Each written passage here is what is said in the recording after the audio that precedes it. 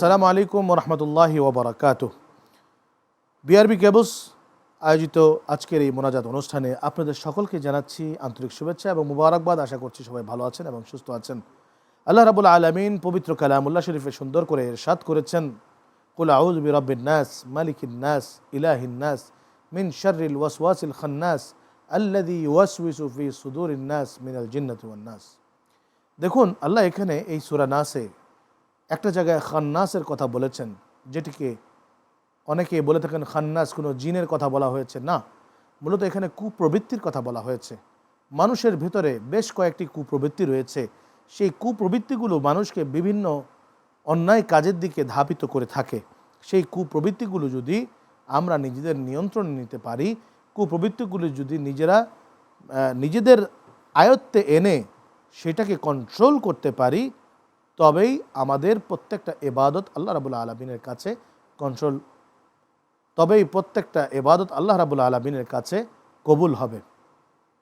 দেখুন, আমি চুরি করলাম আবার নামাজ পড়লাম, সেই নামাজ কিন্তু আল্লাহর কাছে কবুল হচ্ছে না, কারণ সেখানে আমার নফসানিয়ত রয়েছে। আমি জিনা করলাম, ব্যভিচার করলাম, আবার হজও করতে গেলাম, সেই হজ কিন্তু আল্লাহর কাছে কবুল হচ্ছে না।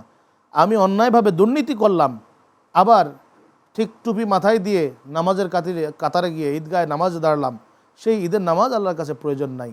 আগে প্রয়োজন নিজের নফসকে দমন করা, নিজের খাহেসাতকে, নিজের চাহিদার বিরুদ্ধে গিয়ে অপরের প্রতি দৃষ্টি দেওয়া, অপরকে সাহায্য করার মন মানসিকতা তৈরি করা।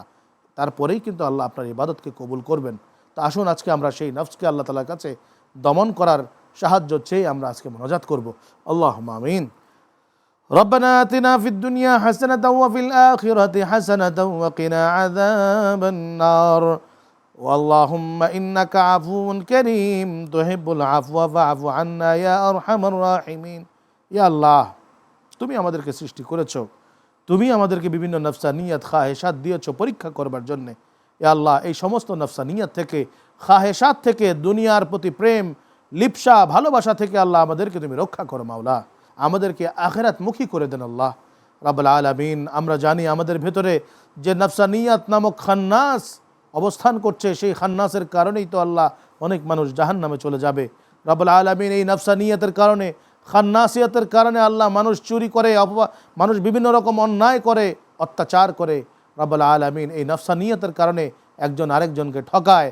রাব্বুল আলামিন, দয়া করে আমাদেরকে সকলকে, আমাদের সকল রোজাদারদেরকে এই রোজার মাধ্যমে আমাদের খাহেসাতকে, নফসানিয়তকে যেন আমরা দমন করতে পারি, সেই তৌফিক আপনি দান করেন আল্লাহ।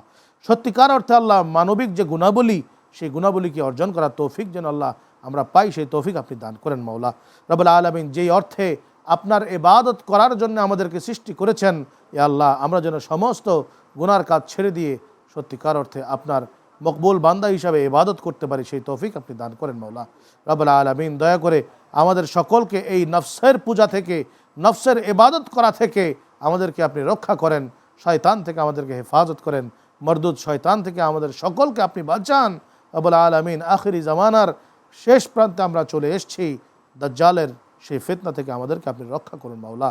সাল্লাল্লাহু তাআলা আলা খাইরি খালকিহি ওয়া নূরি আরশিহি সাইয়্যিদিনা মাওলানা মুহাম্মদ ওয়া আলিহি ওয়া সাহবিহি ওয়া আজওয়াজিহি ওয়া যুররিয়াতিহি আজমাইন বিওজুদি কালিমা তাইয়্যিবা লা ইলাহা ইল্লাল্লাহু মুহাম্মাদুর রাসূলুল্লাহ সাল্লাল্লাহু আলাইহি ওয়াসাল্লাম।